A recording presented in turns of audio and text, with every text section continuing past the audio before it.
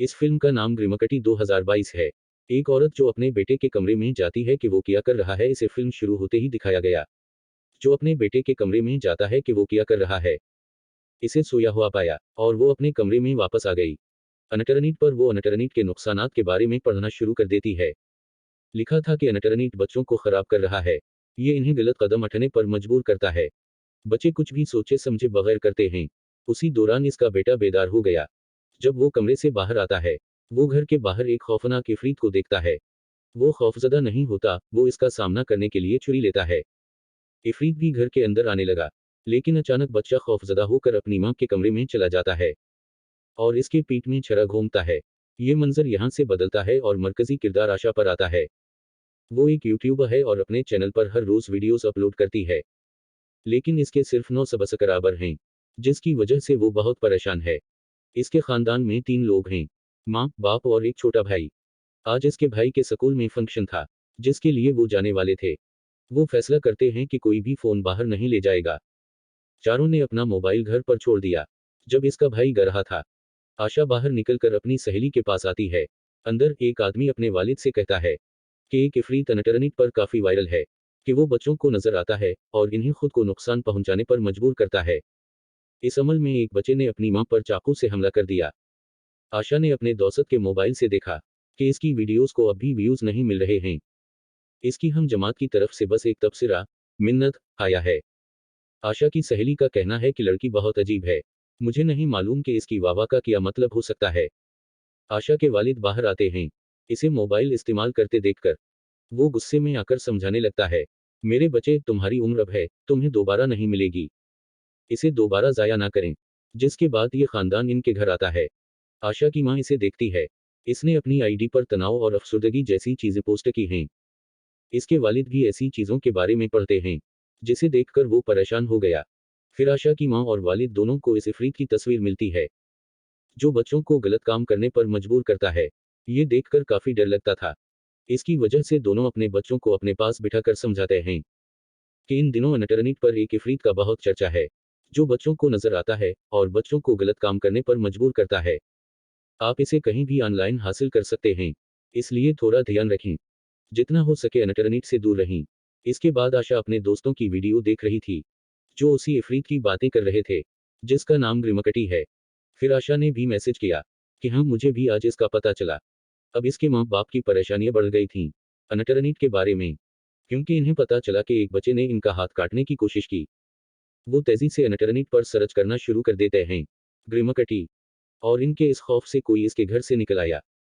अगले ही लम्हे आशा ने भी अपने घर में गरम कट्टी को देखा। वो भी बहुत डरी हुई है और जोर से चीख रही है। इसकी चीख सुनकर इसके वालिद आकर इसकी देखभाल करते हैं। पुलिस फिर इनके घर आती है। आशा इन्हें बताती है कि मैंने भी गरम कट्टी को देखा था। वो सुर्ख आंखों और बड़े दांतों के साथ काफी लंबा था, बिल्कुल इस तस्वीर की तरह। वो डरावनी लग रही थी। ये सुनकर अफसर बोला, शहर भर से इस कस्म की खबरें आ रही हैं, और मुझे नहीं लगता कि इफरीत जैसी कोई चीज मौजूद हो सकती है। कौन जानता है, एक गिरोह आपके साथ और बाकी लोगों के साथ खेल रहा है।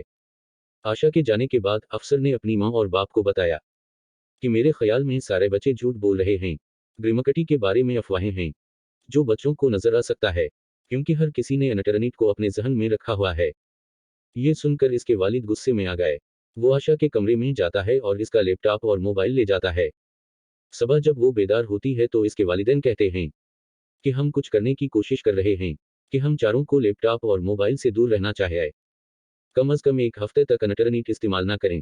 इसके बाद वो अपने बच्चों को एक महफूज बाकस दिखाते हैं, जिसमें बिजली से बनी चीजें रखी जाती हैं। ये देखकर आशा के भाई ने सोचा कि ये कोई खेल है। चुनाचे वो जल्दी से अपना मोबाइल और लैपटॉप लेकर सेफ बाकस में रख देता है। आशा मुत्तफिक नहीं है। फिर इसकी मां वजाहत करती है कि जब से आप यूट्यूबर बन गए हैं, आप परेशान होने लगे हैं।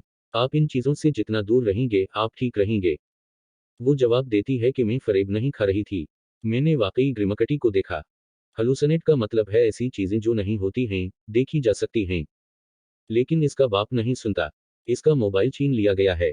उसी दौरान आशा ने दोबारा गरम कट्टी को देखा। वो डर गई और वो चीख उठी। फौरन वहां से चला जाता है। वो अपने भाई के पास आकर कहती है, तुम खोते मेरे सामने काम ना करो। मैं जानता हूं कि आपने इंटरनेट इस्तेमाल करने का इंतजाम किया होगा। अपना दूसरा लैपटॉप निकाली। इसके भाई ने वाकई अपना दूसरा लैपटॉप छुपा रखा था, जिसमें वो दोनों गरीम कट्टी के बारे में तलाश करने लगते हैं। लेकिन इनके वालिद बहुत चालाक निकले। वो वाईफाई की तारें हटाता है। सबके सोने के बाद आशा ने सेफ बाकस खोलने की कोशिश की, जिस पर ताला लगा हुआ था। वो इसे भी चाकू से खोलती है। वो अपना मोबाइल निकाल कर चेक करती है। तब इसकी हम जमात के 2 मैसेज आए थे। आशा वीडियो इसे कॉल करती है। वो बता रही थी कि मैंने भी गरम कट्टी को देखा है। लेकिन तब तक इसके माँ बाप यहाँ आ गए, जिसे देखकर आशा अपने कमरे की तरफ भागी। इसके वालिद को पता चला कि आशा ने सैफ बाकस से इसका मोबाइल चुरा लिया है। वो इसके कमरे में जाता है, लेकिन आशा मोबाइल लेकर वहां से निकल आई। वीडियो कॉल में इसके हम जमात में इसका दोस्त भी शामिल है। वो कह रहा था कि एक और लड़की ने खुद को काट लिया है ग्रिमकटी की वजह से। इसकी हम जमात कहती है, मेरी बात सुनो, मैं अब जा रहा हूँ, लेकिन कल छुट्टी पर मत जाना, स्कूल आओ। इसके साथ आशा अपने गैराज में गरीम कट्टी को देखती है। वो खौफ से भागती है। फिर गरीम कट्टी भी इसका पीछा करने लगता है। इसने आशा का हाथ पकड़कर इसे काट दिया। वो भी इस पर चाकू से हमला करती है और दरवाजा बंद कर देती है। फिर इसके अम्मी और पापा आ गए। इन्हें लगता है कि आशा ने अपना हाथ काट दिया है। वो इसे डांटते हैं और इसके हाथ पर कपड़ा रखते हैं। वो चोट लगी थी, इसलिए इन्होंने आशा को कल स्कूल जाने से मना किया। वो बहाना करती है कि कल इम्तिहान है, छुट्टी नहीं ले सकता। लेकिन अजहर काम ना आया। इसके वालिद ने इसे मना किया। आशा फिर कहती है, मैं खुद को क्यों तकलीफ दूंगी, और अगर आप चाहते हैं कि सब कुछ ठीक हो तो मुझे स्कूल जाने दो, बराए मेहरबानी। इसकी माँ आशा को समझती है और कहता है, ठीक है मेरे बच्चे, तुम स्कूल जा सकते हो। स्कूल में बहुत कम बच्चे थे, शहर के हालात की वजह से। आशा अपने हम जमात से वॉशरूम में मिलती है। वो कहती हैं, मेरे पास मोबाइल भी नहीं है, मेरे अम्मी और अब्बा ने भी इसे लेकर महफूज खाने में रखा है। वो दोनों इस पर बात करने लगे। हमारी माँ और बाप को सैफ बाकस के बारे में कैसे पता चला, इन्होंने इसके बारे में कहाँ से पढ़ा है। वैसे भी दोनों यहाँ से चले जाएं। और अपने हम जमात के घर चले गए, जो बहुत अमीर है, और इसके घर में पार्टी चल रही थी। वो यहाँ इंटरनेट इस्तेमाल करने आए थे, क्योंकि इसके माँ बाप घर पर नहीं थे। वो अमीर लड़का भी मानता है कि कोई मसला नहीं, अगर आपके पास मोबाइल नहीं है, मेरा मोबाइल लैपटॉप आप जो चाहें इस्तेमाल कर सकते हैं। अब एक लड़का पार्टी में एक वीडियो बनाता है, जिसमें वो चाकू से काम कर रहा था कि ग्रिमकटी ने हमें अपनी गिरफ्त में ले लिया है। आशा के अम्मी और पापा को पता चला कि वो आज स्कूल नहीं आई।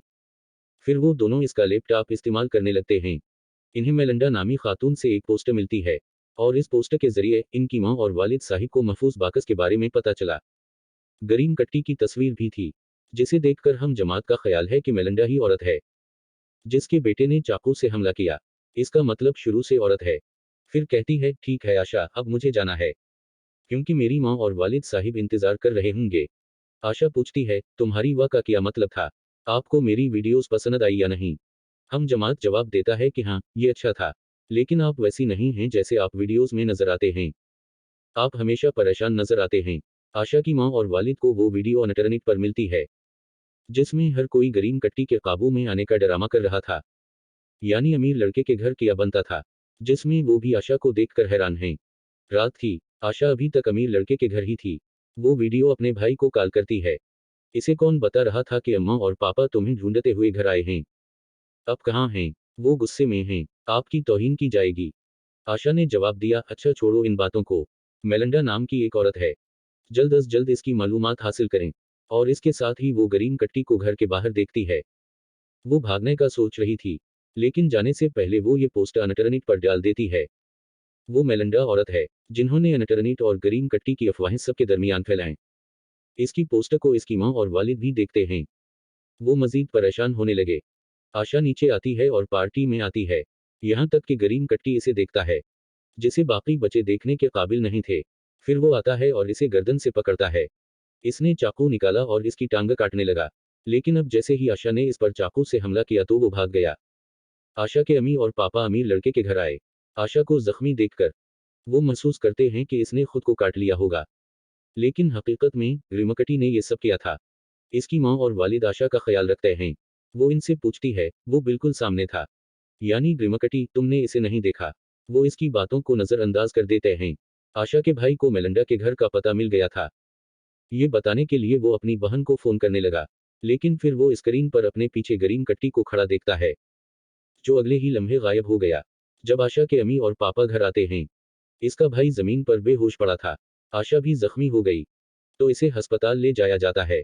जब वो होश में आती है, वो अपने भाई को अपने पास बेड पर लेटा देखती है, जो इस वक्त खतरे से बाहर था।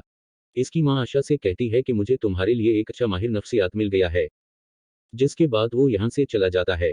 आशा अपने भाई का लैपटॉप चेक करती है, जिसने इसे मेलिंडा के घर का पता दिया था। वो भी आम कपड़े पहनकर बाहर निकलती है। इसे पता चला कि इसका हम जमात भी अस्पताल में दाखिल है। वो इससे मिलने जाती है, जिसकी टांग पर चोट आई। इसकी हम जमात इसे बताती है कि मैंने भी गरीम कट्टी को देखा था, इसने मुझ पर हमला करके मुझे जख्मी कर दिया। आशा ने इसे बताया कि मुझे मेलिंडा का पता मिल गया है, और पता चलता है कि जब भी हमारे वालिदैन खौफजदा होते हैं इंटरनेट के बुरे असरात की वजह से, हम सिर्फ ग्रीमकटी देखते हैं। आशा की मां ने देखा कि वो यहाँ से भाग गई है, लेकिन जब वो लैपटॉप पर मेलिंडा का पता देखती है, तब वो समझती है कि वो वहां गई होगी। आशा मेलिंडा के घर जाती है और कहता है कि मैं एक प्रोजेक्ट पर काम कर रहा हूँ, उसी लिए आपसे मिलने आया हूँ। मैंने ग्रीमकटी के बारे में आपकी पोस्ट देखी थी। मेलिंडा जवाब देती है, लेकिन मैंने ऐसी कोई पोस्ट नहीं डाली। फिर आशा ने बड़ा रासत इससे पूछा, क्या आप वो हैं जिसके बच्चे ने अपनी ही मां पर चाकू से हमला किया? इसने कहा, हाँ, मेरे खानदान में ऐसा मसला था, लेकिन अब सब कुछ ठीक है। अशर पूछती चली गई, कि आप वाकई नहीं जानते बाहर की दुनिया में क्या हो रहा है? ग्रीमकटी, महफूज बाकस और ऐसी चीजों के बारे में।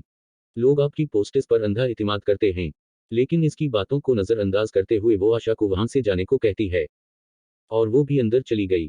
वो आशा पर कूड़ेदान को चेक करती है, जिस पर इसे मेलिंडा का लैपटॉप, टैब और मोबाइल फेंका हुआ पाया। वो अब खामोशी से घर में दाखिल हुई। वो मेलिंडा के बेटे के कमरे में जाने लगती है। इसके दरवाजे पर बड़े बड़े ताले थे। जब वो अंदर आती है तो इसे मेलिंडा का बेटा मिलता है, जो नॉर्मल हालत में नहीं था। दरअसल वो बहुत डर के मारे जमीन पर पड़ा था। और फिर मेलिंडा यहाँ बंदूक लेकर आती है। तब तक आशा की मां भी आ जाती है, जिनसे मेलिंडा आकर मिलती है। आशा अपनी मां को बताती है कि इसके पास बंदूक है, और इसने अपने बेटे को कमरे में बंद कर दिया। लेकिन वो इसकी बातों पर यकीन नहीं करता, क्योंकि वो जानती थी कि मेरी बेटी आशा हमेशा हमें फरेब देता है। वो इसे थप्पड़ मारता है और इसे वहां से ले जाने लगता है। जब दोनों गाड़ी में बैठे थे, फिर ग्रीमकटी वहां आता है, क्योंकि आशा की मां इससे बहुत नाराज थी। लेकिन जब वो गाड़ी की खिड़की तोड़कर अपना गुस्सा निकालती है, फिर ग्रीमकटी वहां से गायब हो जाता है। और अब इसकी मां मेलिंडा के घर वापस आती है और कहती है कि मेरी बेटी आशा झूठी नहीं है। वैसे आपका बेटा कहाँ है? ये कहकर वो घर के अंदर आ गई। वो कहती है कि तुमने गरम कट्टी की अफवाह फैलाई है, जिसकी वजह से मैं और बाकी लोग बहुत कुछ बर्दाश्त किया है। तो मुझे सब सच बताओ, मैं यहाँ से जाऊंगा। मेलिंडा कहती है कि मैं खुद को नहीं जानती।